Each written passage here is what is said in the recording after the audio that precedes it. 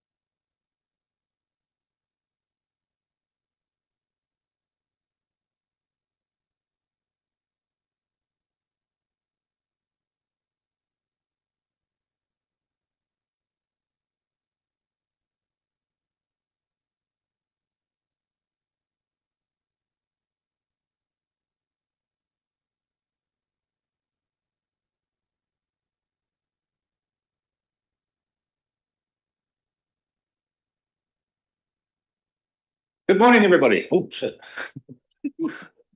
The speaker system is working loud and clear. Welcome to our council meeting on the 28th of April, 2026. We'll start off with a quick karakia. Well, not a quick one, but a normal karakia, please. Everybody, got your mics on. Ready? Mate whakapono, mate Te tūmanako, mā te whiro, mā te whakarongo, mā te mahitai, mā te manawari, mā te taha, ka te e tātou. Thank you. And I'm going to hand over to Deputy Mayor Christensen for do our words of wisdom, please. Thank you, Morena. We all come to this table with different views, but a shared responsibility, doing what's right for our community. Let's keep that front of mind as we work through today's agenda. Thank you. We've got apologies today from Councillor Andrew Barker, who's spending all his money apparently that he got from Frontiera last week. So they tell me. We just a delay from Jamie. She's just on a call, and Kit Jeffries is not here at the moment, but we think he's coming. Public forum. We might struggle a bit today. We've got no paper copy. We've got to rely on technology. We have no one. Oh, sorry. Can we have a mover and sector for apologies, please? Yeah. No. Councillor Woodward, second Councillor Barclay. You'll have your turn, Shane. Oh. We have nobody for the public forum. Do we have any late items? No late items. Do we have any declarations of conflicts of interest? Nope. We move on to the confirmation of minutes. Do we have a mover? Move Mr. Councillor Carr, second Deputy Mayor Christensen. All in favour? Carried. We're moving on to now. Oh, we're just receiving the minutes now. So we're just accepting the minutes from the Kawhi Community Board and the Ōtorohanga Community Board. Is that correct? Mm-hmm. We have a mover, Councillor Carr, thank you. Second, Councillor Kitty. All in favour? Carried. We're on to Mayor does my verbal report. Quite a month. Started off the month was the 1st of April Fool's, but it wasn't really. We had a pizza night for the people that were affected in the floods at Mangaukiwa Road. And then I went to a regional transport workshop where they're starting on their long-term plan. Cyclone Bianu came through, and that sort of bugged up the weekend a bit, but anyway, this happens. Opposition leader Chris Hipkins came to visit Ōtorohanga, and so I spent a bit of time taking him around, showing him, talking to him, and he met people from the district who were affected by the flood from February. I went to Ōtorohanga Community Board meeting, Ōtorohanga Council workshop we had. We started off with the first of the CDM, the Civil Defence Emergency Management Reviews. So we spent a bit of the time to do some work on that. I went to a working bee at Ōtorohanga Primary School working bee. Some of others did. And last week I went to Kawhi to the museum for the unveiling of the refurbishment of their foyer block and bits and pieces. I've been recently last week on online meeting with the mayors from Tikawiti, or Waitangi, sorry, and Tamaranui. They're talking about shutting down the bus. There's the health bus that goes from Tamaranui through to Hamilton. And anyway, so it used to have health people plus the public could go on to fill it up. And the health board have decided that's going to be health patients only. They don't want any public. So we're trying to see if we can facilitate to try and keep that service. So yeah. Anyway, we had a grants and awards committee. Went to chairperson training. Going to have a chair meeting, which I'm not doing too good today, but anyway, do one. Went to Dot's farewell at the support house. She's decided to retire. Was quite a moving occasion. And then, of course, we had last weekend with Anzac Day, which is a very special day in our calendar for New Zealanders and Australians. Thank you. Anybody want to know anything from my verbal report? You don't have to move us. Oh, can I move Councillor Kamiki? Second, Councillor Carr.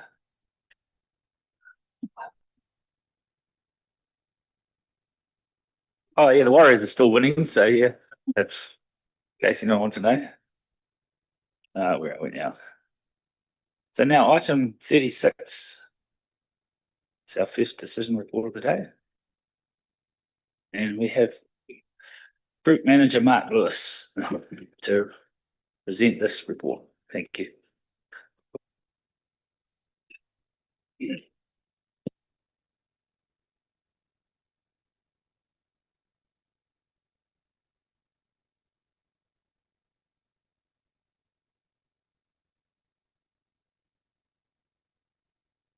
Good morning.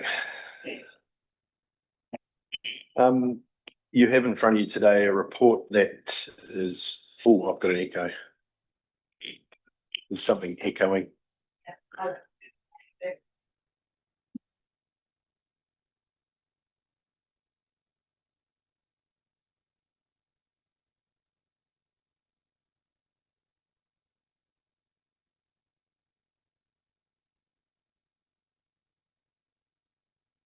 Is that better? Okay, cool. So you have a report in front of you that is sort of part of the process that we undertook or started about 18 months ago to close down the drinking water component of the Ōtorohanga drinking water supplies. This report is for council to officially adopt the results of the referendum that took place in February, and to approve the closure date as set out in the program of 31 March 2027. As sort of detailed in the report, the referendum was binding, so council now has an obligation to implement the results of the binding referendum.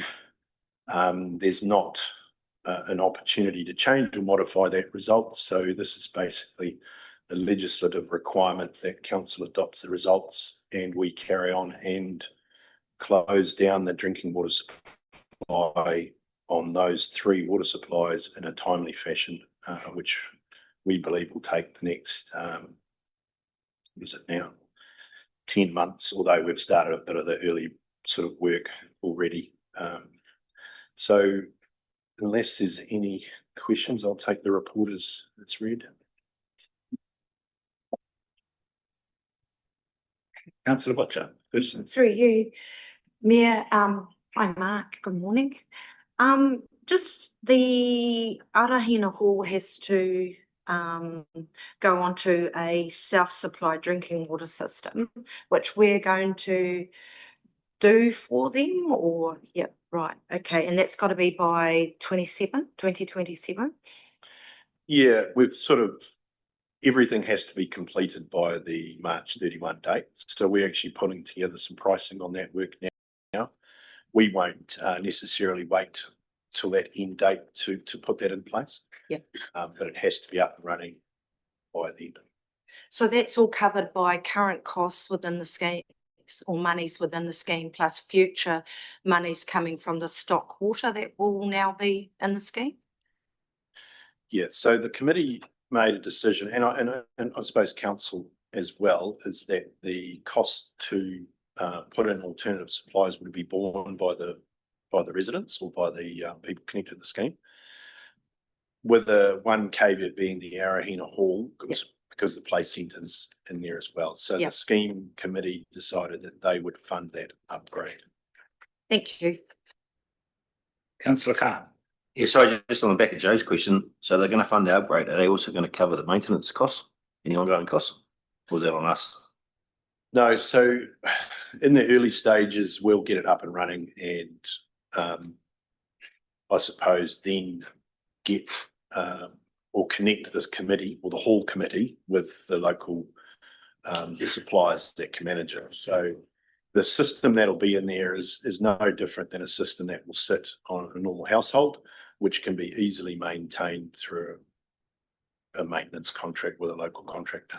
Council won't want to be involved in maintaining that long term. Yeah. Thank you. So we have a resolution or staff recommendation, but that the Ōtorohanga District Council acknowledges that the referendum result is binding on council under Section 9 of the Local Electoral Act 2001. B, resolves to accept and adopt the result of the referendum to formally close the drinking water component of the 3 Ōtorohanga water supplies, Kurikau, Hururemu and Taupaki, known as the Ōtorohanga Rural Water Scheme, and reverting them to stock water only supplies. And C, directs the Chief Executive to implement the necessary changes to revert the Ōtorohanga water supplies, Kurikau, Hururemu and Taupaki, known as the Ōtorohanga Rural Water Scheme, to stock water only supplies. Do we have a mover? Mover, Councillor Tamaki, second, Councillor Woodward. All in favour? Carried. Thank you, Mark. It's awesome. 58. Page 58, have we? Yeah. Obviously, Brendan's presenting this one. Yeah, that's how I do.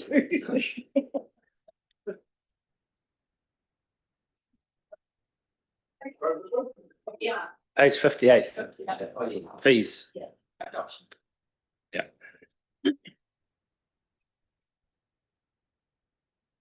We're all good.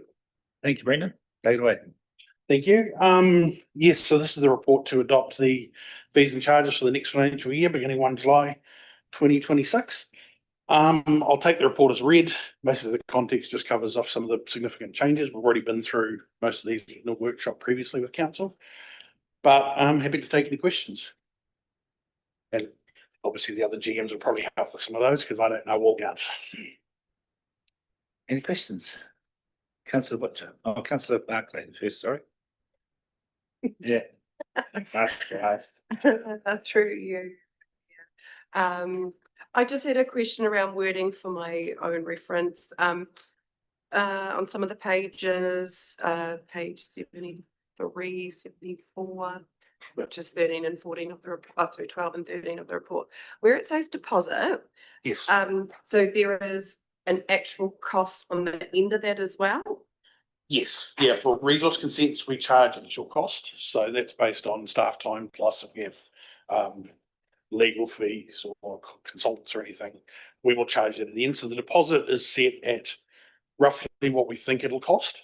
Sometimes the cost may come in more, sometimes the cost might be slightly less, but usually not much less.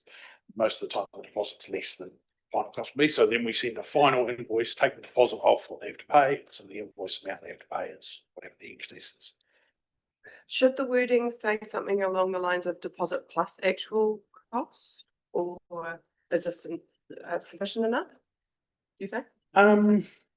Valid point. I think we say, we used to. Oh, yeah, we do talk about actual cost further up for the external fees and stuff like that. So yeah, possibly there could be an argument to be made to put an extra line or something saying these deposits, the initial cost, and there will be potentially further costs after the fact along those lines. Yeah, that's not a bad idea. So we haven't really had any feedback about that. That's a really good idea. So when these go on the website at the moment, they're actually broken down by activity, so you don't see this big PDF. Yeah. I've suggested that it might be useful to add the PDF on there because it's easier to go there. But it would be, that's something we can look at, I think, when it goes on the website to make that clear. It's a good point. Thanks. Councillor Butcher. Through you, Mayor. Hi, Brendan, morning.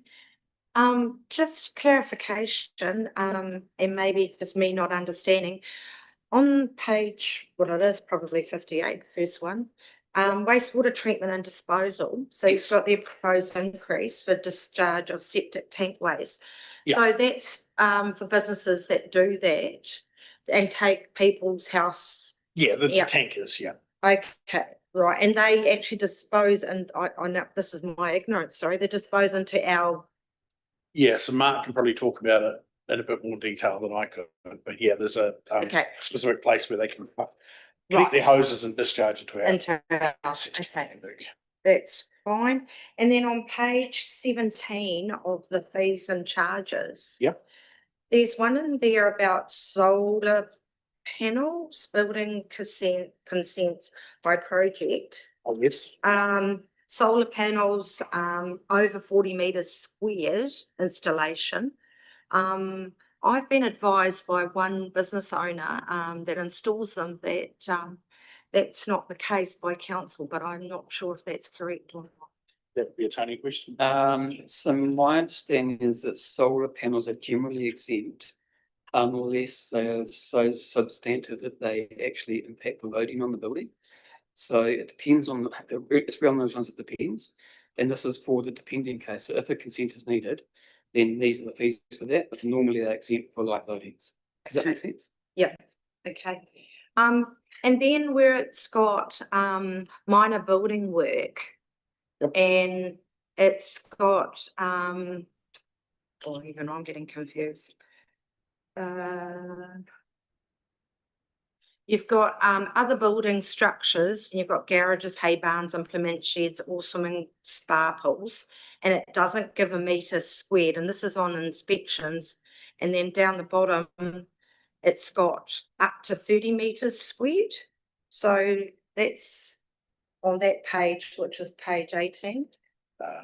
Starting question again. Yeah, so we haven't changed that. This Okay. was within the fees and charges. So my understanding, and again, building app is not my specialty, but my understanding is that those specified buildings, garages, hay barns, and sheds, they don't have an area component to it because they are specific buildings that do need building consent. The other ones are for if you've got an existing house and you provide, or building, and you provide an extension up to 30, that's a separate category. So I think what we're talking about here is different categories of consents. Right. Yeah. Cool. Thank you. And then the next page over on number 19, just about the charges for re-sited dwellings compared to new builds. And it just seems, it's more a comment really, or an observation, that there it seems like we're encouraging re-sited dwellings rather than rebuilds, because the fees have gone up quite substantially for new builds. Yeah. Yeah, that was really just more of an observation in that regards for the district. Yeah, that re-sited dwellings are much cheaper than new builds. Yeah. And then the last one was mobile or temporary trading on page 20. I need to check my glasses. 24, little writing of those fees. Mobile trading for food truckies and hawkers. See the one-off day fee? Yeah. Which is $30. How do you sort of monitor people who go there one day, say once a month, and then go somewhere else one day, once a month, where they probably should come up to a temporary per site 3 months or buy an annual permit? What happens there? I will let Tony talk to that one too. So that falls under our trading in public places policy. These are the fees associated with that. So we don't proactively monitor because we don't have the, I guess, resources to do that. So if we get those little coffee carts that want to go one place, for example, that they may be fall into that second category. So we don't actively monitor that, but I'm sure through most of the community that's happening, and then we can look at the category and make sure it's right. Okay, so for example, someone comes in to buy their hawkers or mobile trading food truck license. A lot of them could just buy the $30 one, unless someone advises them that they've been in the same area for a long time, that we won't know and should be charging them probably $200. So we'll have, if they have a license or a license to occupy, we'll have records of that. Okay. And so whoever issues those, there's a form for that and a process for that. They'll be able to go back and track where they've been. And so it'll soon become pretty obvious, I think, if going to multiple sites on multiple days. Awesome, thank you. Any more questions? No more questions? So we've got a staff recommendation that Ōtorohanga District Council adopt the fees and charges 2026-2027 as presented in Appendix 1 of the staff report. Wasn't planning to read it all out. Do we have a mover, Councillor Jeffries? You're moving it. Good morning. I'm sorry, I'm Morning. late. Yeah. Apologies. I just had a couple of quick questions on there before we move that. Is that all right? Or, Yeah, we can, yes, sure. okay, sorry, Yeah. your page 84. Is it? Oh, I just wondered, the domestic food premises levy, is that fee prescribed by regulation, or is that just something that we've decided is? Yes, no, that's set by EPI. It is? Yeah, so you can't control it. And the other question, very quick one, was why have we removed hairdressers altogether? I'm just curious. There was legislative changes that removed the requirement for hairdressers to be. Shane set out the rules. Current company accepted. Yeah, so there's no requirement, so therefore no fees to set. No, that's fine. I'm happy to second the recommendation. Has it moved, Councillor Butcher? Seconded. No, I forgot to ask one more question. Oh, Is that okay? yeah. Okay. One more. Okay.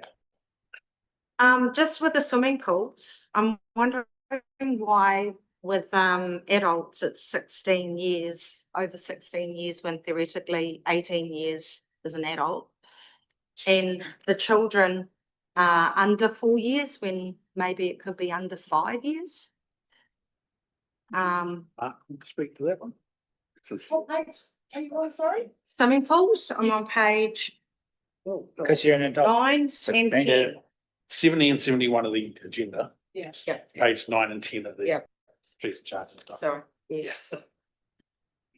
Mark's just trying to find it. You can get married at 16K, so I guess you're an adult. Yeah. You can't vote, yeah, legally. So that's the answer to that one, I suppose. With With parent children. Yeah. Yeah. So you're still a child. So sorry, through Thank you. you, Mayor, Yeah. what was the actual question again? Sorry? Just, it was more an observation maybe, that with the pools, adult be under 18 years for the pool charges. And then the children under 4 years, could that not be under 5 years? Yeah, I don't know the answer to that, Okay. councillor, but I can definitely follow that up for you. I do. Oh, Cool. see you. For you, yeah. As a regular swimmer who swims all over the country, so 16 is Sure you're under 16. the generic age for adults in a swimming pool. However, it's a little curious that it's under 4 when usually it's under 5. I agree with that one, but usually it's over 16 for, yeah, we don't have to follow the trend. We could do something different, but that seems to be the generic age in other pools. But yeah, it is curious that it's under 4s. And the other one was just the security patrol service. It doesn't have a rate on there, it just says current rate. Has the rate gone up? Well, we haven't set the rates yet. Okay, cool. There we go. Thank you. Sorry. Okay, so we had Councillor Jeffries moved it. What do you want to? Yeah, okay. Oh, no, I was just going to ask, so will we change it to under 5? I guess No. Mark will do some investigation, because it may be in our contract, I guess. Okay. I think it'll be up to the contractor to decide. Yeah, I think the first board is to discuss this with Jared, who's obviously talks to the contractor during the visa charges discussions and find out why it's for. And then I can maybe circulate an email. Yeah. Are we happy with that, or do we want to move it on? So you, Councillor Jeffries has moved, Councillor Butcher second. Are we all in favour? Carried. Yeah. We're on to now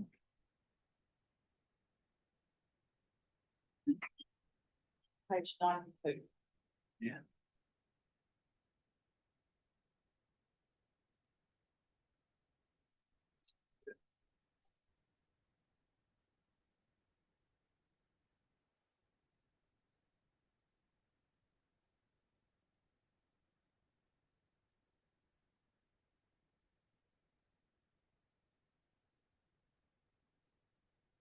Right, got it now. Item 38. And it's, yeah. Oh, yeah, I found it. Okay. Tanya Winter, you're the presenter. I know. Through you, Mayor Rodney, you're down. Kia ora koutou. So this is the first report that I've actually written in about 7 years. So that was a little challenge for me. I used the wrong template, but Brendan has reviewed this for me because he and I presented at the various workshops. So really this report is just a reflecting back to you the direction that you have given us in a series of workshops to develop the annual plan.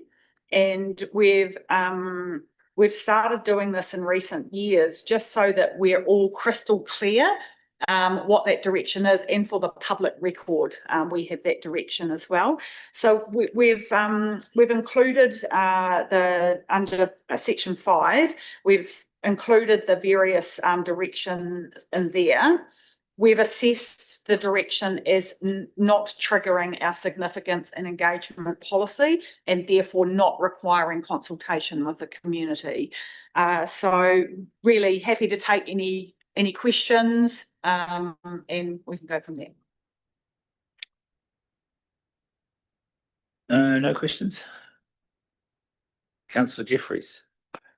Thanks, Your Worship. Yeah, and thanks, Tanya, for your email response to me on that one.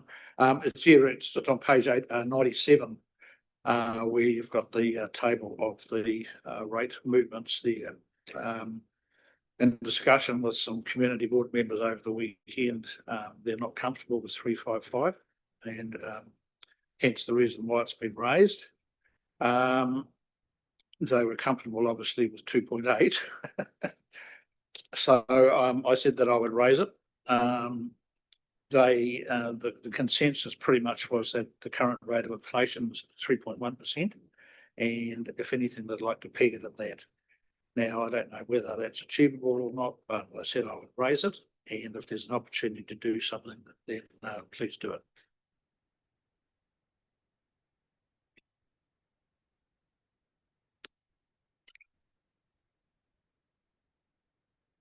Can I get some guidance for a sec?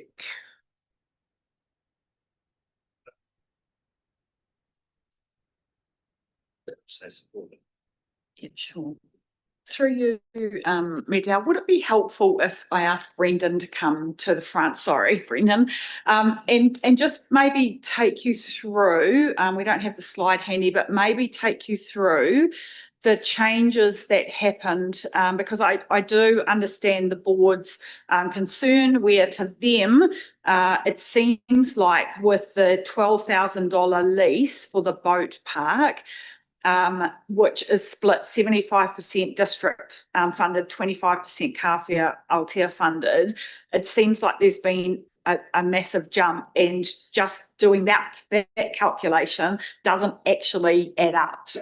So it might be helpful if Brendan could just tell us the other impacts that have happened to cause the shift. Yep. All right. So, yes, obviously the $3,000 by itself is directly funded by Kawhia, but then the 75% or the 9,000 that is district funded is also partly funded by Kawhia. So there's an increase from that. As well as that, we had, as I mentioned at the workshop, which unfortunately you went at, so you didn't hear this and it wasn't in the slide pack. We did adjust some other things such as elected members' remuneration, because we have had the determination since we first did the budgets and we didn't have enough in there. And that was across both Kawhia Community Board and Council. Actually, the Ōtorohanga Community Board for some reason had the right amount of. So that's obviously that's district impacted, and so that's an impact. And obviously the Kawhia bit also has an impact on Kawhia directly. There was also, what else did we change? Sure. Oh, yeah. So going through and doing those changes, I noticed the insurances, because we've now had the insurance policies come through. There was a slight increase in that as well. So I bumped up those budgets to reflect that and the rates on properties as well. So that's also had an impact across all of them.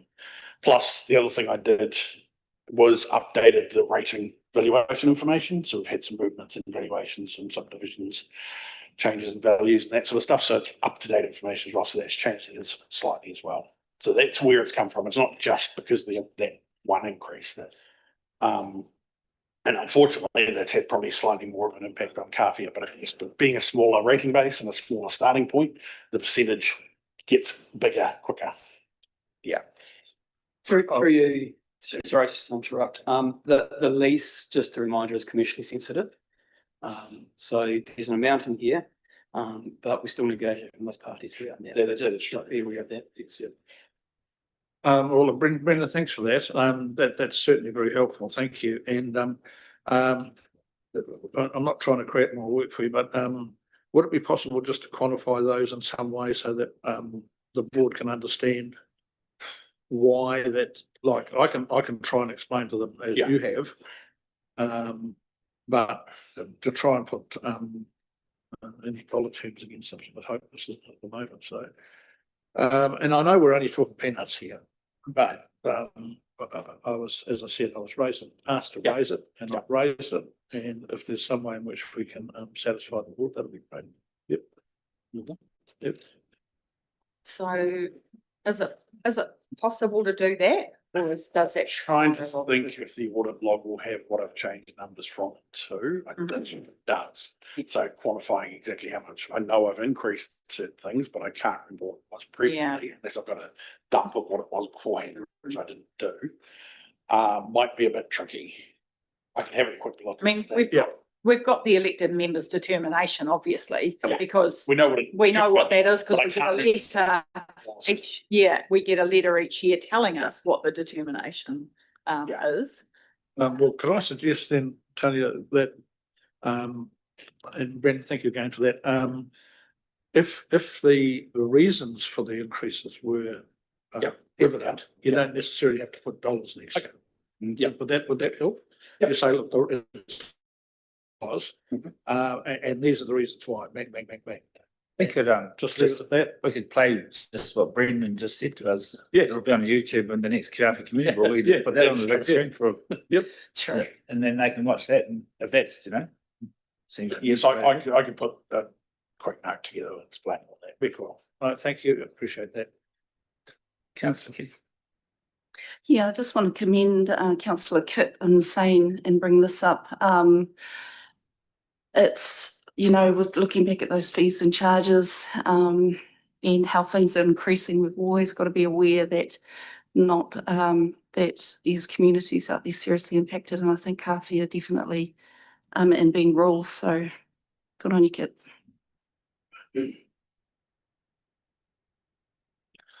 Any more questions? Councillor Carr? Yeah, I've just got one regarding the CCTV cameras. Obviously, we've done a privacy impact assessment, right? Because there's those privacy laws right around CCTV. Are we going to do one? This is an Elevate led project, so Appreciate that. assuming that they will do the privacy check. Right. Will they? They're going to be on a public road, pointing at a public road, I think. So Councillor Carr, what I have discussed through you, Mayor Dowell, with my leadership team is looking at talking to Elevate about having an MOU in place, a bit like we've had with the Jim Barker Memorial Playground, the Rewa School relocation, so that it's crystal clear who's doing what. I've asked a couple of questions through Deputy Mayor Katrina Christensen about project management and traffic management, should they be required in public areas, and got those answers. So I sort of figure we've got quite a bit to put together into a little, just a document that is a letter of understanding or something like that, so that we're clear on who's doing what, and that's something I can add to that. Because the last thing I want to see is some business get, say, trashed, and the person who trashes it says, "You never told me there were cameras." Can I just add that the police have been involved with this project the whole way, so they use these sorts of cameras around our motu. So yeah, I'm pretty sure it wouldn't happen like that because it's not on a business, it's on a public road. And their number plate identification too. All good. Do we have a mover? Tania's report. Moves councillor Tamaki, second councillor Woodward. All in favour? Carried. I should read it out though, eh? Since she spent, she spent a long time writing it. I'll read it out. Sorry, we've moved this thing before I read it. In my timing. I'll read it. The Ōtorohanga District Council approves the direction provided for the 26-27 annual plan workshops. Kawhia Community Board. Increase Kawhia Wharf berthage fees by 15% from 1,000 to 1,150 per annum, including GST. Include 12,000 per annum in the budget for a potential annual lease, funded 75% across the Ōtorohanga District and 25% across the Kawhia community. Allocate 100,000 towards maintenance on the Kawhia Community Hall as follows. 1, 45,000 from Kawhia Community Hall Reserve. 2, 55,000 from loan funded across the Kawhia community. Ōtorohanga Community Board, number 2. Use the 148,000 provided in the 2025-26 budget from depreciation reserves and for turf replacement at the Jim Barker Memorial Playground towards the following items. 1, shade sales at Jim Barker and Windsor Park playgrounds, estimated at 100,000 total. 2, musical instruments at Jim Barker and Windsor Park playgrounds, estimated at 48,000 total. B, install 1 dog waste bin and provide dog waste compostable bags near the dog agility park in Ōtorohanga to be funded from the existing solid waste budget. C, provide 2 public dog owner training workshops a year to be funded from the existing animal control budget. Number 3, elevate Ōtorohanga District Development Board. Include 135,000 in Ōtorohanga Town Security budget for the initial capital costs of 1, hardware for 5 perimeter camera sites and 1 central overview site. 2, software. 3, traffic management contingency.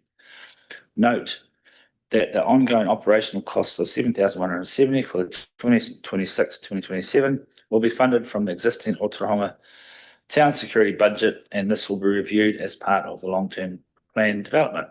Number 4, climate change adaptation resourcing. Include 26,000 additional funding in the annual plan budget for 1 year to support implementation of the climate adaptation plan. Thank you. Very good. Moving on. I'm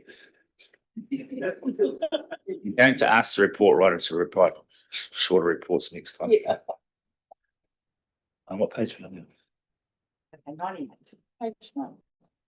Page 98. We have, Community Outcomes Review, 2027-37 long-term plan, and that is from Tanya Winter. Thank you. So through you, Mayor Dow. So I feel a bit of a fraud with this one because Anne actually drafted this report, but it's got my name on it. Apologies, she is with us today. But really, this is a reflection of the direction you've given us in the most recent workshop around the people, place and partnership community outcomes.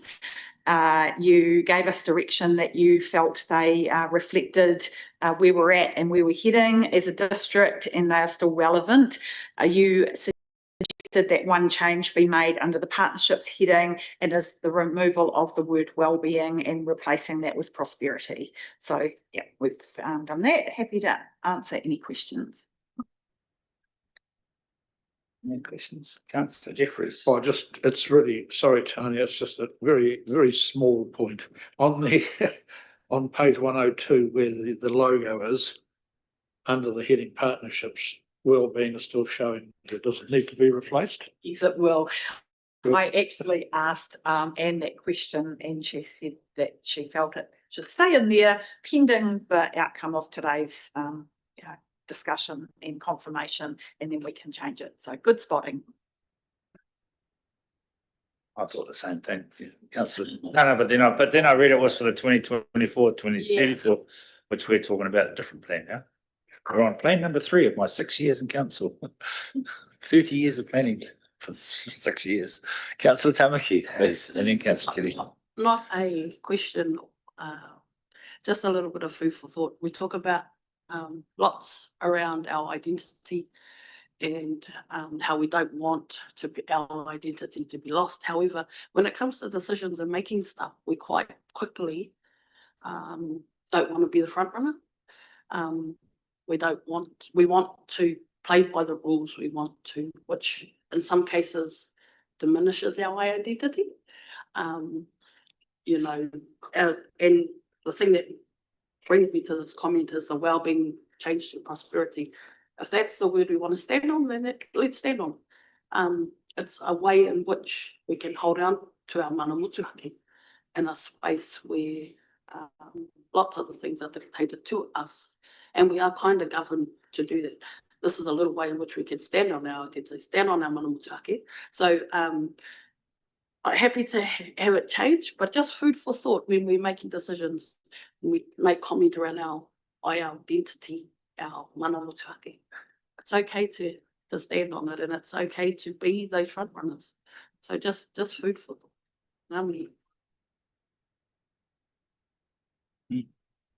Councillor.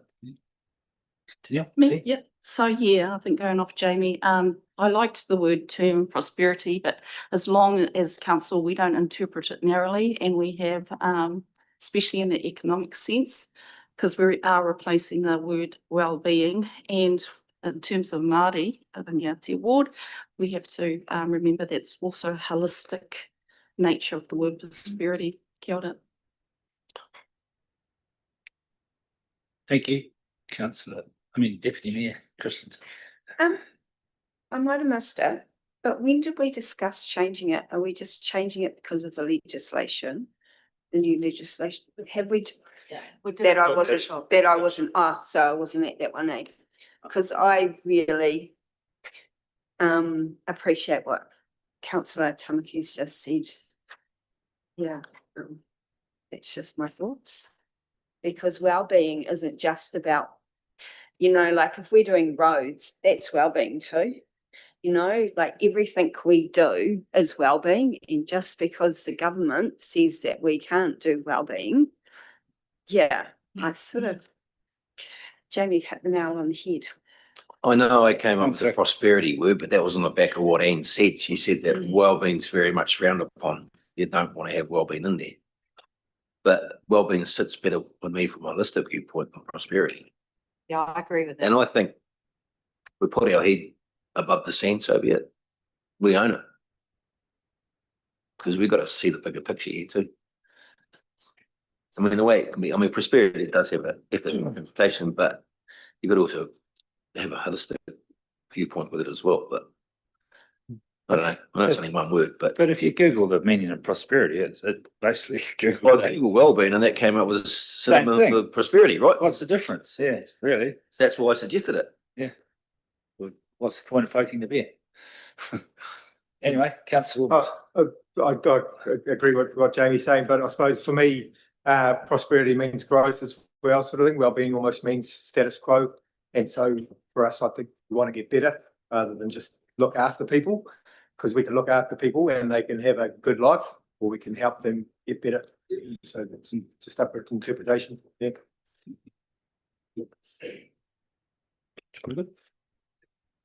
Yeah, it's a good discussion, and I see what you mean, but yeah, I think the fact that we discussed it, we're still well-being is going to be it, and prosperity are very, very similar meanings, like wordsmithing, I think anyway. But I know what you mean. Yeah. If it makes life easier from from a legal compliance viewpoint, we're having prosperity in there, so be it, But we've always got to make sure it's coming from the right place, which I think we'll do anyway, right?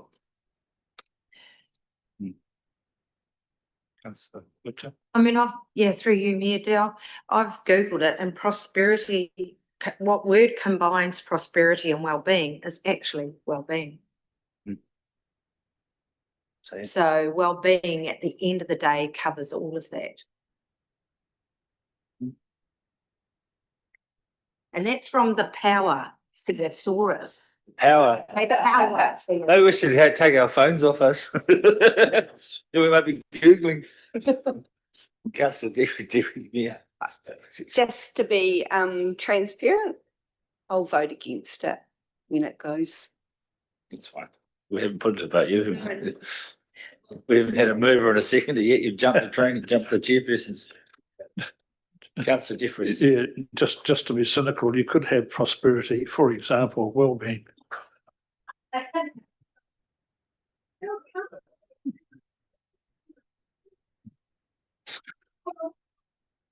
So anyway, have we got a mover? I'm happy to move it. Yeah. I'll read it out. The Ōtorohanga District Council endorsed the current community outcomes for people, place and partnerships. Refer Appendix 1 for inclusion in the 2027 to 37 long-term plan with the following amendment. Partnerships, progressive, enduring supportive partnerships for district prosperity. Do we have a mover? Councillor Woodward, seconded. Yeah. All in favour? Carried against? Can we have a show of hands, please? Just Oh, because we have a the show of hands. discussion was quite Okay. polarised, so it would be useful for Kyle and I if we had a show of hands. All in favour? 1, 2, 3, 4, 5. 5. Against? 1, 2, 1, 3. 2, 3. Okay. Thank you. Carried. Does anyone want their vote recorded against? Yeah. No.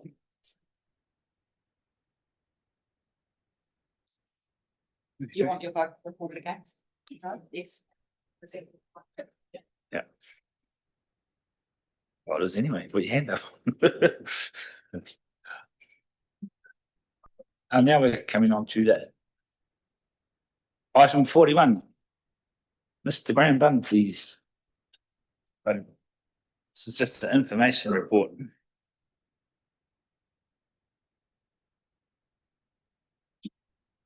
All about CoLab. Yeah, thanks, Mayor Rodney. So, yeah, the purpose of this report is just to receive CoLab's 6-month report to the 31st of December and their statement of intent for the upcoming financial year. Yeah, their 6-month report covers off their financials and their statement of service performance and then the statement of intent. We actually have a small video which hopefully will play for those that haven't already viewed that. So I'm just going to get Day to get that running now, and like by magic, it's worked.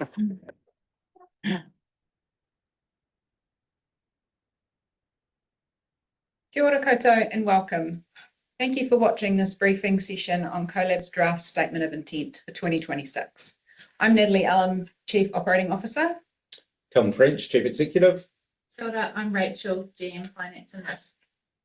This year we chose to share a pre-recorded briefing so that you can watch this when you have time and space in your diary. The draft SOI document was shared through the link to this video. If you've got any questions following our briefing today, please get in touch with any of us, or you could just reply to the email that you were sent. The draft SOI is approved by our board prior to us submitting it to the CEs on the 27th of Feb. Feedback from your council should be submitted to Calvin by the 1st of May 2026. I'll now hand over to Calvin to step us through the what and the why of the statement of intent. Thank you, Nat. Each year, CoLab is required to prepare a statement of intent which sets out what we plan to deliver in the coming year, how we'll measure performance, and our financial forecasts for the next 3 years. This is particularly important to shareholding councils because you pay an annual levy to run CoLab, known as member charges, alongside the user-paid shared services that you choose to participate in.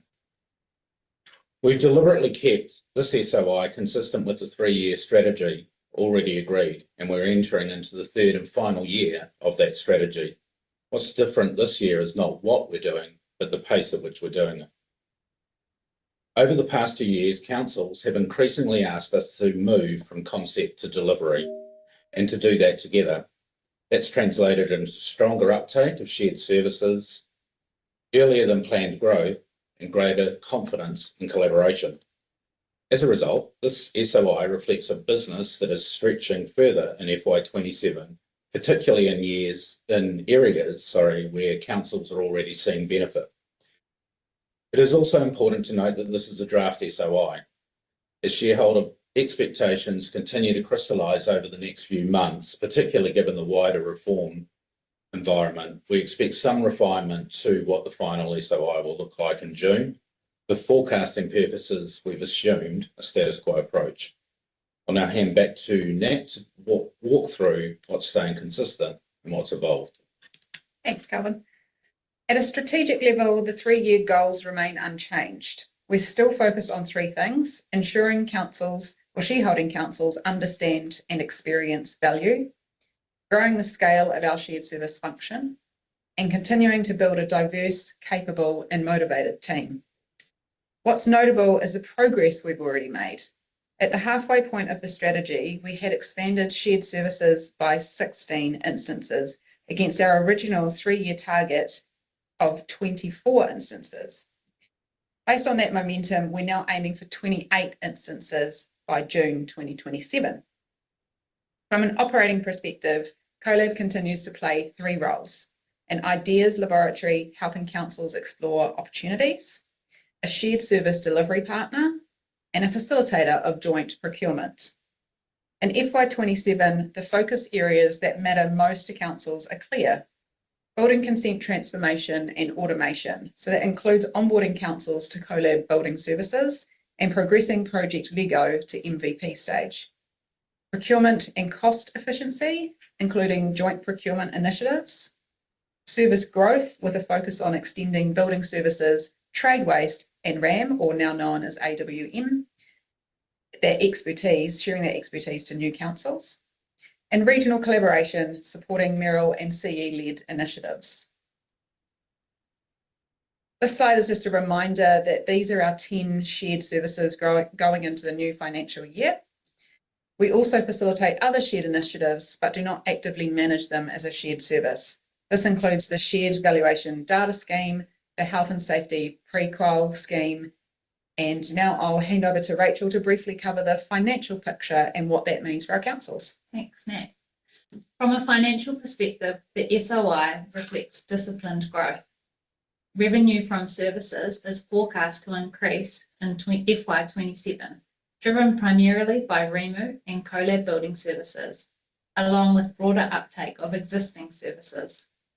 As in previous years, that service revenue is used to offset costs to member councils wherever possible. While expenditure increases as we position for service growth, we remain committed to operating as a lean organisation. Importantly, as growth materialises, our intent is to reinvest in services that create more value for councils and, over time, reduce reliance on member charges. That direction supports our longer-term ambition to become increasingly self-sufficient through the value we deliver. Finally, we've been explicit about uncertainty. The financial forecasts do not assume outcomes from central government reform, particularly in the outer years. As clarity improves, we'll reflect that through future updates. Finally, we will provide a PO request later on this year that summarises the services, associated costs and the relevant council contact. This request will be shared with both the council contact and the shared services working party member. We appreciate your support in returning the approved POs within the indicated timeframes. Thank you, Rachel. Look, to close, this SOI is all about momentum. It reflects a business that is delivering, growing with purpose and staying grounded in what councils actually need. Our commitment remains simple: to help councils make $1, save $1 or improve service delivery, and to do it together where together makes sense. We welcome feedback on the draft as we move toward finalisation, and thank you for listening today. Ka kite.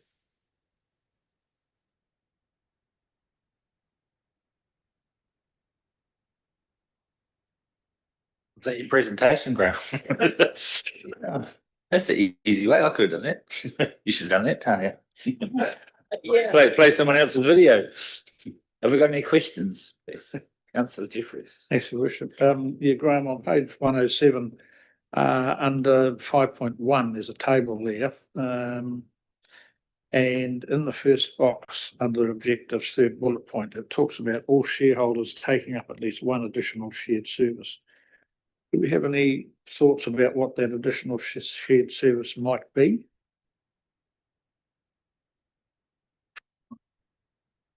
But all very well them having an objective and literally setting an objective for us, but we don't know exactly how we're going to do it. Would that be fair comment or not? The other question I had was in the box 3, where it talks about maintaining staff engagement above 85%. Why 85%? Why not 100? So through you, Mayor Dow, yeah, so these are their goals, and I guess they've put some aspirational goals in place that they would like the shareholding councils to take up one additional shared service. Whether we do or not is completely up to us. I have no idea what that might look like or be for us. And their staff engagement, or I guess, is their own setting. I would say it's actually really good if you achieve a staff engagement score above 85%, and almost impossible to get to 100. But I'm sure there's some companies and organisations that do. So they're their own goals. We've got 86%, I think, if you read on. Okay, good. Yeah. All right, well, thanks for that. And just one last question. In terms of shared services, auditors, can we get them to do an exercise on sharing the cost of auditors across the region? Well, why not? Yeah. Yeah. Good question.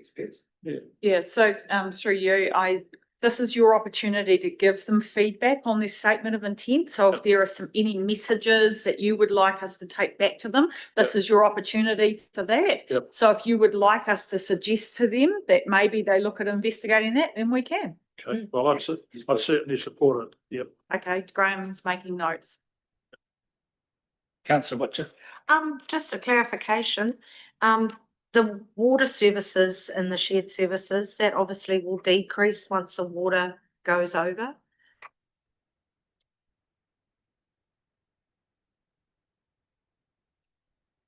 In relation to what CoLab is offering, they said about water services as being part of their operations.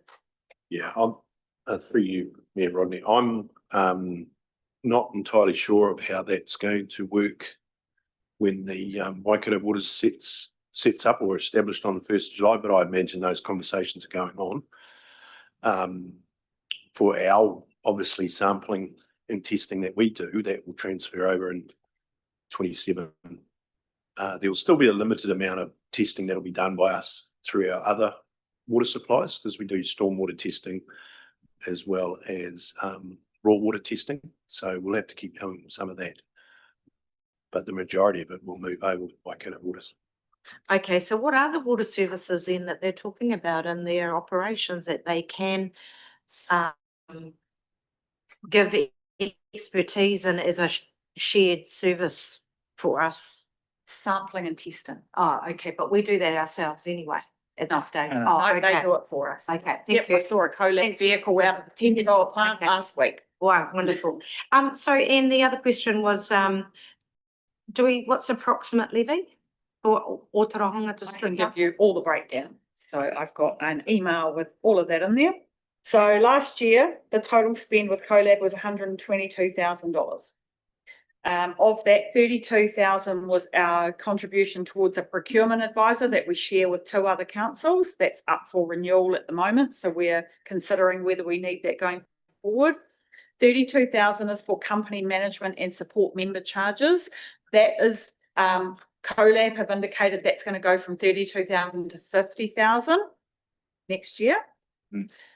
We've got $11,000 for opportunity development, 9,000 for our building group membership fee, 9,000 for our Infometric subscription, 6,500 for CoLab Learning, which that's gone now, I think, CoLab Learning, so that's out.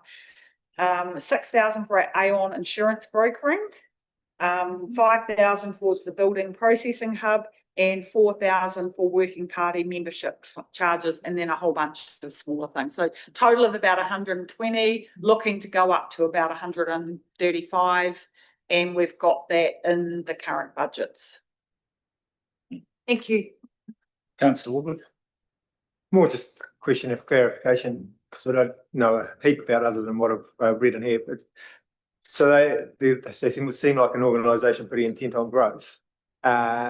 Is there a danger that they get basically shoulder tapped by government to take over all of the local districts councils? I mean, if they're offering all the shared services at a discounted price, are they going to just start slowly taking us over from the inside? Yeah, good question, and probably I need to be careful not to offer an opinion here. But from what I've seen, CoLab are there to seize opportunities or functions where I guess that they're reasonably administrative heavy and it makes sense to do it regionally. There are things that CoLab would not touch. So they probably wouldn't come in and run our library services, our community development, like the things that we need to do locally in order to have that kind of physical presence and be in touch with our community. But yeah, they are looking at ideas for what else they can help us with, but they're driven by us. So we raise problems, concerns, questions, can we do auditing collectively, that sort of thing, and then they respond back to us with a proposal. Is this what you want? Is this not what you want? And sometimes it's not, so we say no. So that's sort of how they work, but I don't want to offer the opinion on whether they're going to take us over or not. Councillor Barclay. Thank you, through you, Mayor. I'm just looking at page 131, which is the service delivery chart of the different districts and what they are currently using. I was just wondering, just with our post-flood response, whether we are keeping up with building consents and whether we need to be considering using the CoLab building services for processing overflow building consents, or are we on top of it internally at the moment? I can respond to that one if you like. So CoLab Building Services was set up. We were a partner council in scoping it up. And the way that operates is unders and overs. So they draw on, they've got a couple of staff there they employ directly, and then they draw on building staff across the partner councils who might have spare capacity. And if another council doesn't have spare capacity, they reach out to CoLab. And they're basically like a broker. So they say, Waikato District, for example, has a couple of building control officers who has spare capacity. We need some extra help here. They can come down and process some building consents for us. We're currently not. So we're what's called a customer council. So we can use that service, but we're not an owner of the service. So at any point in time, if we want to, we can use them for overflow. However, we still have a shared service between us, Waitono, and Waipa. So that's our shared service agreement that we set up before this was set up. And so our preference is to use that as our first port of call because they're neighbours, and then use CoLab building if we need to. Yeah. Councillor Jeffries. Oh, yeah, sorry, just one last question. On page 118, where they've got their balance sheet or statement of financial position, I note that at the end of 2025, they were sitting on $6.6 million in their bank account. And I just wondered, why do they need that amount? Is it dedicated for some future work or something? I mean, we don't know what the situation is as of now, so that 6.6 may have already been spent on something. But I'm just curious that it went up $5.5 million from the year before. And I just wondered why they're accumulating those sorts of funds. That's all. Yeah. Yeah, I just have to have a closer look at it, councillor Jeffries. I just see under matching that under current liabilities, they've got 6.5 million in the agency holding account is owing as well. So whether that has something to do with that, I'd probably have to do a bit more analysis. Yeah. Can we, it was obviously going to cost us about 135,000 a year. Can we demonstrate that sort of savings? Like, and the other thing was I read here that they're going to supposedly become giving us a return on investment, but not much return if it's going up as a company. So can they? I can't. Everything I see here, it's kind of what everyone's putting money into them, but I can't actually see them returning anything at the moment. Yeah, bang for the buck. That's a good, simple way of putting it. Yeah, yeah, we're Can we demonstrate that? Yeah, in a number of shared initiatives right across the board. Certainly, some of the ones that I've been involved in from day one, particularly the insurance. You know, there's substantial savings there by having a district-wide insurance Waikato group through AIL. So it would be if we were to try and obtain some of that insurance ourselves, particularly like the infrastructure insurance, disaster insurance, it would be significant. So there's certainly some savings there. Yeah, we could possibly work out the amount. Yeah, thanks, Graham. The other thing is, for example, with the procurement role, we couldn't have hoped to have attracted someone of the caliber that CoLab have attracted on a third FTE. And so it made sense for CoLab to kind of broker that in terms of putting a person in place that was shared between three councils, but reporting to them. One thing that I wondered is, would it be beneficial, and we're working on a survey for you about our induction program, and I wonder whether it wouldn't be good to get Peter Stubbs as chair of the board. You've heard from staff, and that's fine, but I wonder whether it would be worth getting Peter Stubbs to come with Kelvin, the CE, and actually have a bit of a session with you on what CoLab does, the value they add, their growth ambitions, that sort of thing, so you can hear it straight from them. Would that be worth doing? Okay, well, I'd like to see when we're going to get return on investment. yeah, sure. Yeah. Because the first thing I read is their accounts are unaudited, and I think more auditing fees. This is ridiculous. Anyway, Councillor Woodward, please. It was just, is there any crossover between this and local government? Or is there other regions that have a similar program running in behind the scenes? Yes, so there are several regions that have shared service like this. So the Bay of Plenty LAS, local authority shared service, is a kind of sister organisation to this one. I think the Waikato is the biggest by nature of the number of councils that we have here, and you'll notice that there are councils from outside of the area that are involved. Is Western Bay listed there? So Western Bay, they see the value in CoLab and purchase services from them, even though they've got their own in the Bay of Plenty. So yeah, there are similar models around the country. Yes, some of them, like a good example is Manawatu. They've got their own LAS there, which they set up their own debt collection company within that Manawatu LAS DMC, which they do our debt collection as well for all our rates debts. So they've picked up a number of councils right around the country. Jolly good. No more questions? Do we have to move information? What do I have a mover? Councillor Carr, thank you. Seconded, Councillor Jeffries. All in favour? Right. Carried.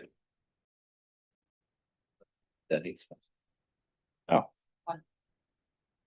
Page 141. Brendan, welcome to the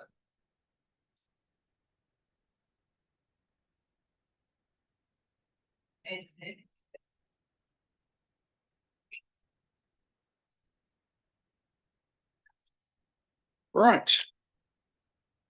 Financial report to the end of March, so 3/4 of the way through the year. We're looking at a pretty good position. So if we look at our comprehensive revenue and expenses or profit and loss, we'll use the old terminology. Showing an operating surplus there of just under 2.2 million compared to a budget of year-to-date budget of 2 million. A pretty good place there. A lot of that is to do with excess income from subsidies and grants, which is particularly all the money that we've got from NZTA for the multitude of weather events, I guess, that we're covering, July, October and February.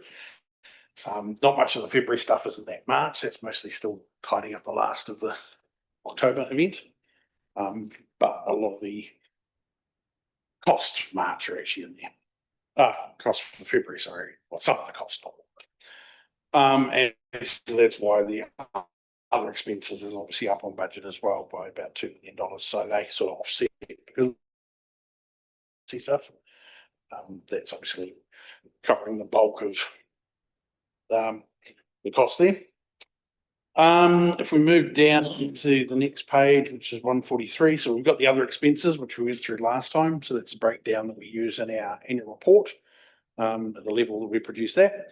But then one of the things that came out of that was the other expenses line within that is quite large. And so you wanted a breakdown. So what we've done is I've added this other table, which breaks that down to the sort of next level down. I didn't go right down to when I went through this with the leadership team, and it was actually probably 5 pages long if we'd gone to the actual level. So I've sort of condensed things where it sort of makes sense. For example, governance costs is made up of a number of things. It's your training, it's your communication allowances, it's the cost of the elections, it's all those sorts of things just lumped together because it's all to do with governance. Same with vehicles, so tyres, fuel, registration are all lumped in together. But I'm hoping that sort of provides a bit more information about what makes things up. And then some of the things like consultants, I've lumped that together, but in actual fact, they cover a lot of different activities. So some of Tony's in the building or regulatory space, some in Mark's area in terms of water or roading. So those are all sort of tried to do it at a level that sort of made sense, but wasn't so detailed that you get bogged down in tiny little amounts. So I'm hoping that's sufficient. But happy to take any questions on any of that one, I guess, before we go on, because I'm sure that's a. If I can just comment through you, Mayor Rodney, in case there's a question about why the budget for consultants is 320, but the actual spend is 589. So I encourage you to look at the offset against salary and wages, because usually we are bringing in people to cover where we've got vacancies. So we've just got another person in the roading team because we've lost one of our roading engineers. So in order to keep our service levels up, we actually need to bring someone in while we're talking about whether we recruit for that role or not recruit for that role. So yeah, that's usually the offset in the consultants' budgets. That is a good point. I guess another point to make with the consultants is that that does also include consultants that we use for any resource consent processing, but those costs are fully recoverable. So we get the money back from when we get to the point of invoicing from the applicant at that point. So we budget for what we think we might have to spend on consultants, but obviously the nature of resource consents is you don't know what's going to happen in the next 12 months. So you might have a lot more happening, so particularly complicated one that requires a lot more consultants. So all those costs are on chart as well. So that also, as well as what Tanya just mentioned, is reflecting in there. So any questions on? Do you want to take questions first? Or Yeah, we'll do questions on this and then go through the rest of the report. Okay. Councillor Butcher, and then. Just on, of course, the other expenses. Yep. I know you said you've grouped them. Yep. So sundry expenses, for example, what might that be? That's a lot of tiny little things, stationery. Okay. Yeah, but a postage. Yeah, and the security contract that went up, even on your budgeted. Yes. So I think that's just because that's a year-to-date budget, not a full year budget. So I think it's just the timing of payments versus they could remove access immediately, I guess. Right. Yeah, if it's on our own servers, we treat it as capital. But if it's software as a service or SaaS, then we'll treat that as operating usually. Okay, and the waste management contracts? Yep. That's Yeah, so I think part of that's probably more in the initiative. So the initiatives is also the stuff that Jane's doing around recycling and trying to promote that. And I think the budget for that was more weighted towards the end of the year, but she's actually done quite a bit during the year. But in terms of the other regular contract stuff, that's pretty much on the budget. And something that's good or maybe not good, I'm not sure, but the town centre development was Yeah. budgeted, and that's just because that's in the long-term plan, or? Yes, we budgeted to do the work, and obviously we've lost the staff that they've left. So I guess we haven't had the capacity to further those at this point. Thank you, Brendan. Councillor Barclay. Thank you, through you, Mayor. Sorry, this may have been covered previously, but can I have a reminder of what better off funding is, please? Oh, yeah. Okay, so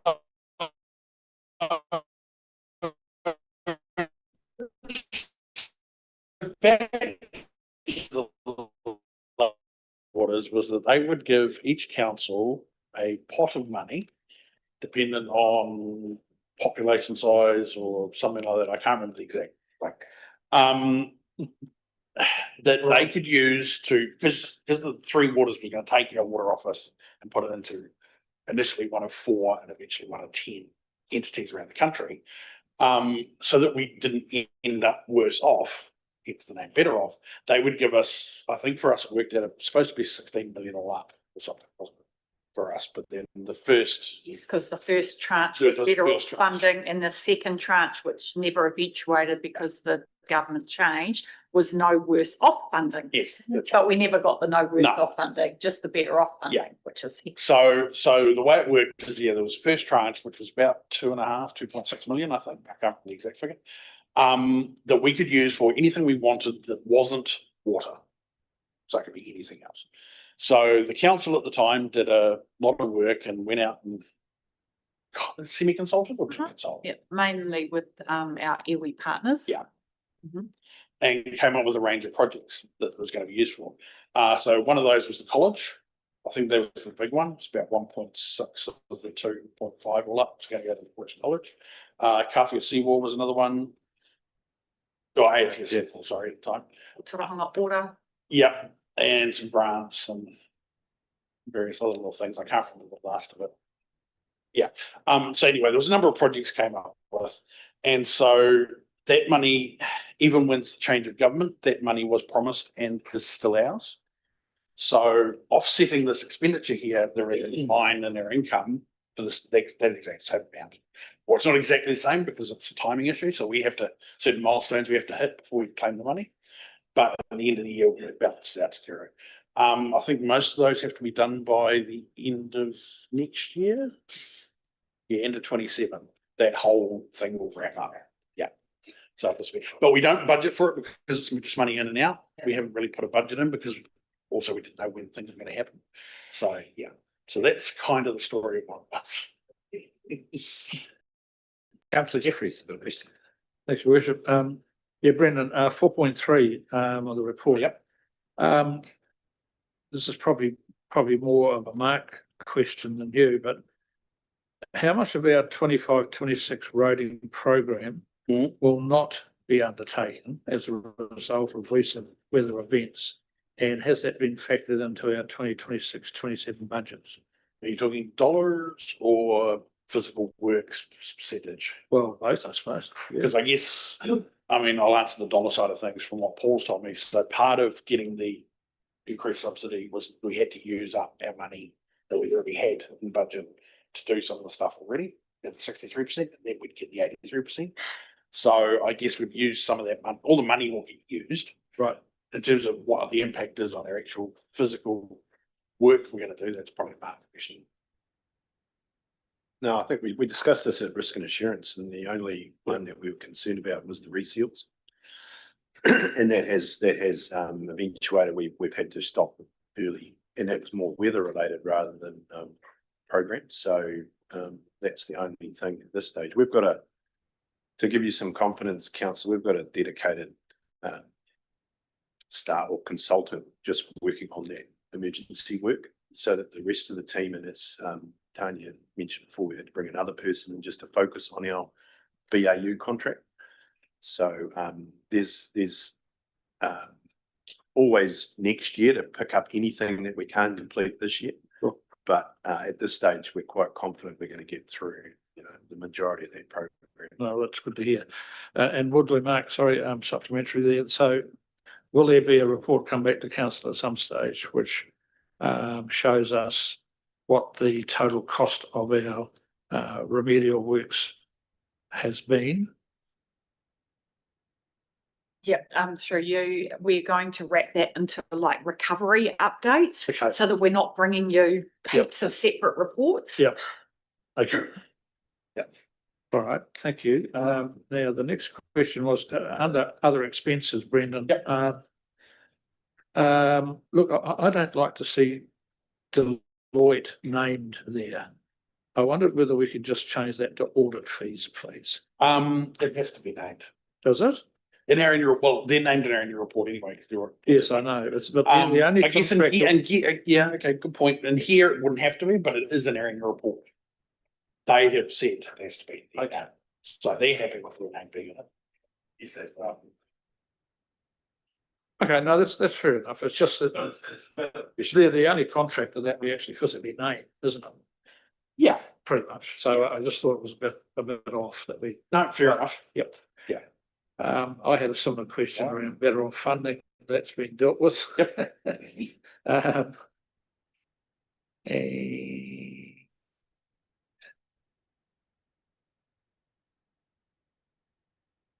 So, the other one was of the 730K better off funding. How much of that's left? Is that the difference between that and the 309 which shows in here? What page are you on? Councillor, better off funding is only 309 on mine. Yeah. And we've just been explained how that comes and goes. It's on page 143, and I understood that the 730,000K had been set aside for the seawalls. Oh, yeah, that's of the total 2.5. Yeah, okay. So of the seawall money, we've claimed about 520 of the 730. So it's about 210 left. Yeah. It's 60. There's about 200 left. Yeah, I mean, we're talking some pretty big numbers, like open numbers here. I can give you the exact decimal if you like, but Is that likely probably all of that to be consumed by the ASR wall? Will any of that be directed to Carfield? so the next, the direction we received was to carry on and do the next 100 metres repair. Yep. The remaining better off funding will be used up in that 100 metre repair. And we'll zero out that 730,000 better off funding. All right, thanks, Mark. And just Brendan, just one last question on page 146 in the cash flow statement. What were the investments we purchased? 638,000. What were they?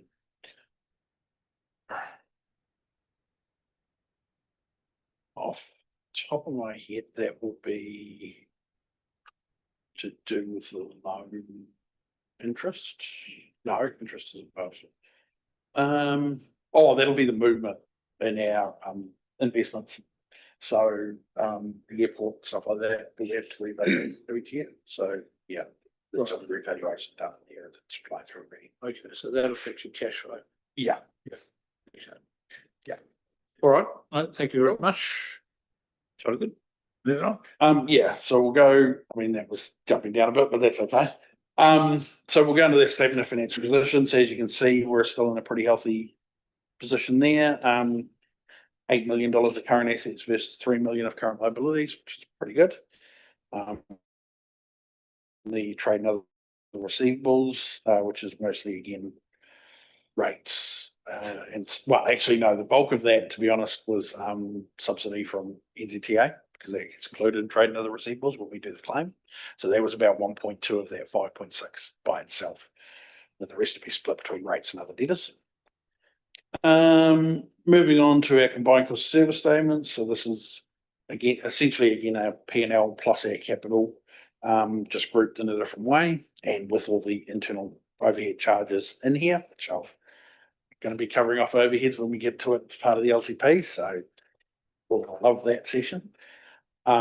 Just as much as I'm looking forward to it. just as much as I'm loving being presented.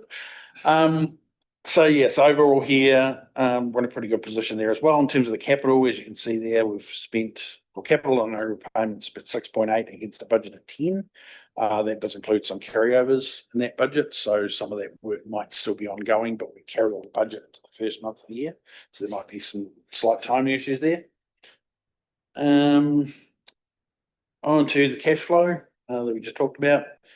So yes, so overall our cash has increased from what it was at the beginning of the year by 1.3 million. So we get 2.5 as at the end of March. And then into debt. So as you can see there, the debt profile hasn't changed from the last one, but as I did mention, we did have a loan that rolled over. 15th was 2 weeks ago. Yeah, and so we've rolled that over for another 6 months, 2.955%. So that'll replace the 19-month maturity date, 15th of April there, 4.5% at the next table. And then just the last line was that we're just currently in the process of working through getting some end of June forecasts from the staff, a new process for a lot of them. So they get their heads around it. And so we'll be presenting that in May when we think we need the year based on that information. So, Brendan, so what have interest rates done since, like the second one there for 2 million? Yeah. Maturity date was the 15th of this month at 4.5. What's happened to that? Yeah, so that's the one that's now 2.95. 2.95. Okay, Yeah, sorry, so it's just- yeah, sorry, I missed that. So they are still dropping, or at least they have dropped. I guess they're on their way up, but not substantially at the moment. Okay. Because our borrowings are pretty much at the Reserve Bank rate plus a margin. So yeah, if that does, we kind of move with that. So the reduction in projected reduction in rates have been reflected in the 26-27 budgets? Yes, so the internal interest rate we use for our internal borrowings, that's reduced from I think 3.2 to about 2.9. Okay, Cool. Yeah. Just to add that, like the latest LGFA interest rates that we've had, short term are holding, but long term interest, going out probably 2 years out are going up. Usually it's cheaper the longer, yeah. Yeah. You would have seen that with anyone that's got their own housing mortgage, that anything out over 2 years is on the rise. I think like the OCR has been they've held at this time, but we're potentially going to see increases in the OCR too. So Graham, you don't see there's any benefit in us getting into swaps or futures to help those interest rates? not when we're going to hand over pretty much all of this debt to Waikato Water in a year. So Yeah. Okay. Any questions? Yep. Have you got a question? No. So we are happy to, oh, where are we? We're back to the finance report. So the Ōtorohanga District Council received the report titled Finance Report to 31st of March 2026 by Brendan, Manager of Finance. Do we have a mover? Move Councillor Jeffrey, second Councillor Barclay, all in favour? Carried. Thank you. Well done. Moving on to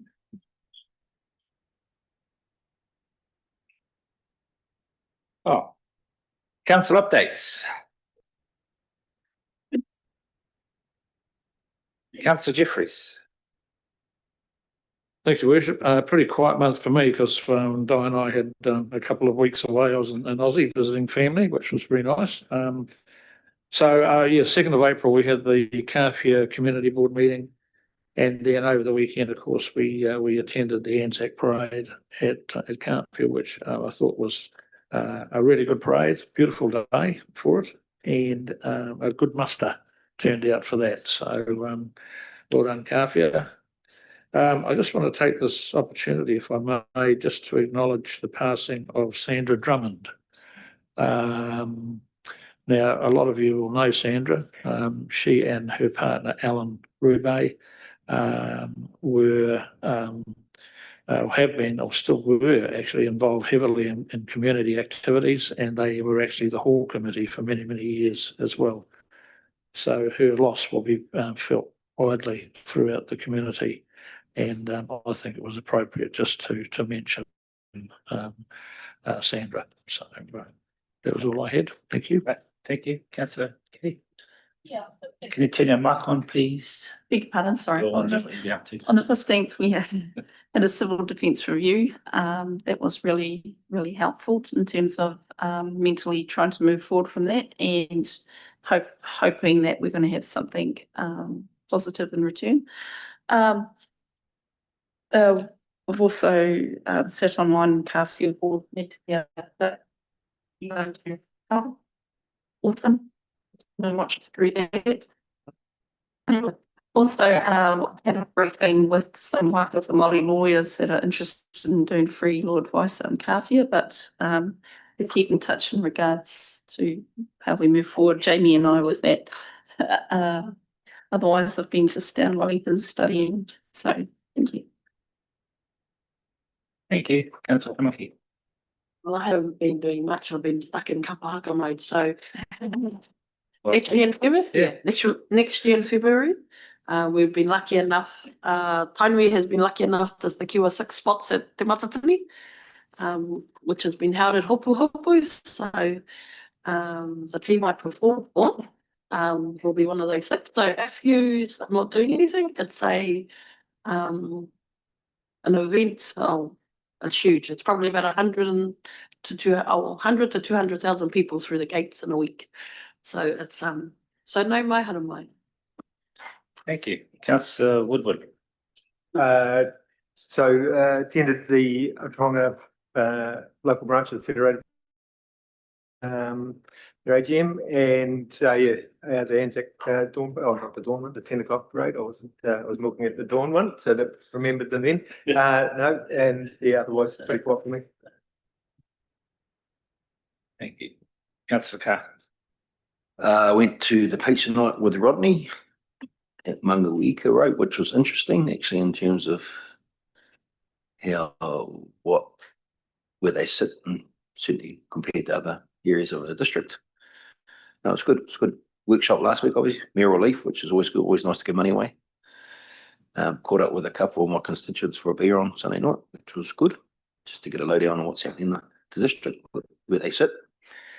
And I've been slowly chipping my way through a Kona online. Councillor Butcher. Kia ora. Did the post CDM response with Angela Parkwest. She was a really, really neat lady, really kind, understanding and thoughtful, and and helped with questions that sometimes we may not have thought about, to just get more information. Made us feel really comfortable. Then I went to the Kawhia Beach Access meeting on the 9th. Then what have I done? I've done the Kiwi House barbecue. We're responsible for the solar panels. That was really interesting because we went to go through the Kiwi House again and, of course, listen to the tui. But he didn't like my voice because he wouldn't copy anything I said, I think. He's probably thinking, oh, another female voice. Unfortunately, I couldn't get to Anzac Parade because I got sick from my husband. On really It was really bad. And then I didn't want to infect other people. I was being self-conscious. Thank you. Well, not self-conscious, but conscious of other people.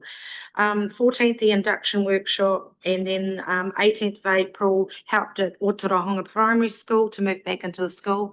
That was an awesome morning, and got in, did everything just about, especially hauling, I don't know how much bark onto the playgrounds before it rained, because then that night, man, it rained. Yeah. So hopefully the bark actually stayed in the playground. And then also Grants Awards Committee meeting. That was for our first one. That was really neat in the sense of learning. A lot of support there from Nikki and Nadia and everything in relation to that, and the co-committee members, and also to give away much needed money for the community. Thank you. Councillor Barclay. Thank you. So yeah, I've had a community board meeting this month, just some workshop days. The first grants and awards committee meeting. And then I attended the Anzac service here in Ōtorohanga with my daughter Mackenzie. And then I just wanted to acknowledge a couple of things. One is, if you didn't know already, but one of our very own Ōtorohanga young woman, Kalani Henry, she is a Miss New Zealand finalist. And I just wanted to wish her all the best this week, and she's hosting a fundraiser.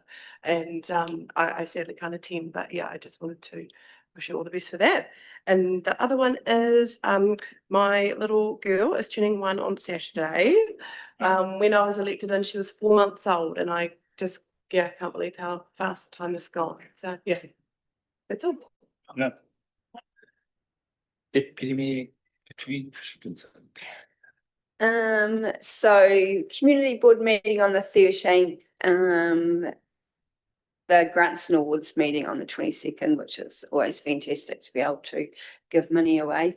I went to chair training at Waipa with Mayor Rodney and Bronwyn last week. I attended the dawn service and also the civil service at 10 o'clock for Anzac.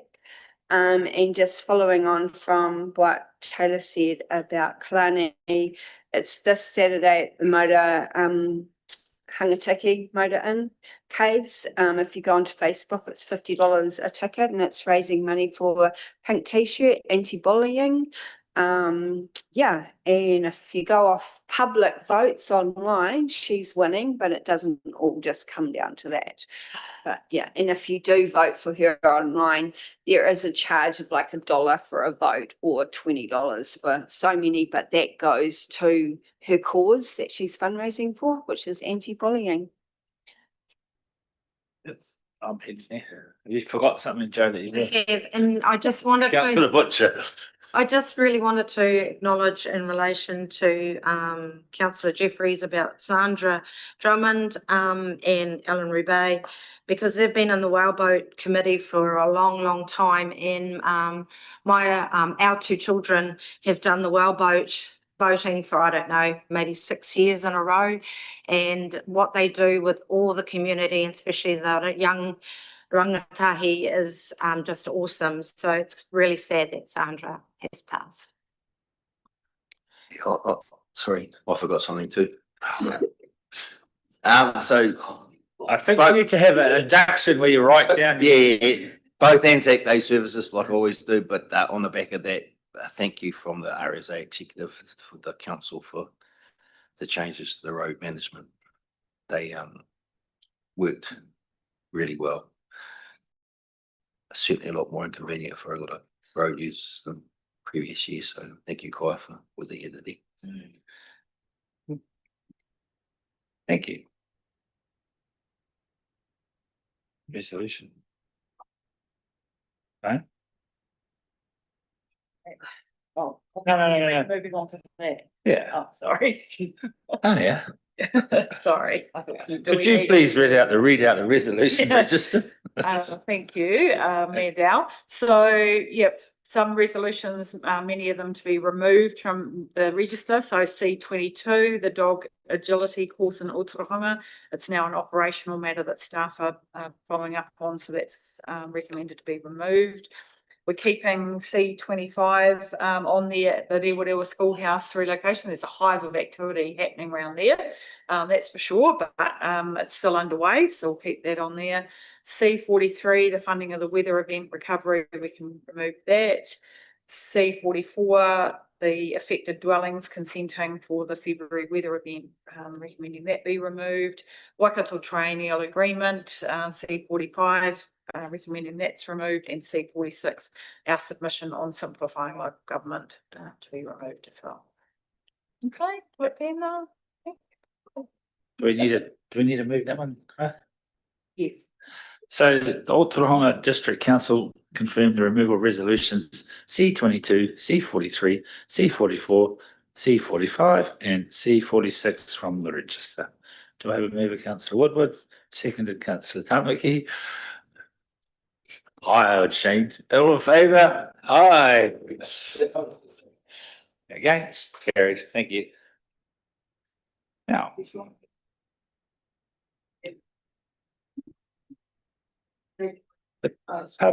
Yeah, because the publicly excluded is a workshop of it. Yeah.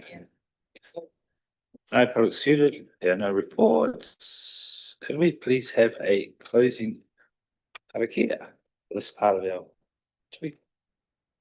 meeting? Or do we just close it at the end of the day, but we're after the workshop rather than now? We'll close it now. Won't do. Yeah. Marty. Ono. Marty. Marco. Marty. Zero. Marty. Wrong. Marty. Marty. Marty.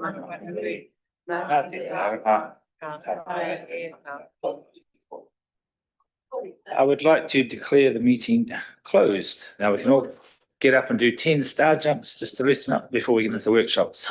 Thank you. Or you can stand and breathe. We're off air now, are we, Dave? Yes. Yes. Relax. I just wanted to circle back. We've got lunch coming at 12, so we won't start any of the workshops because they're all kind of 30 to 45 minutes.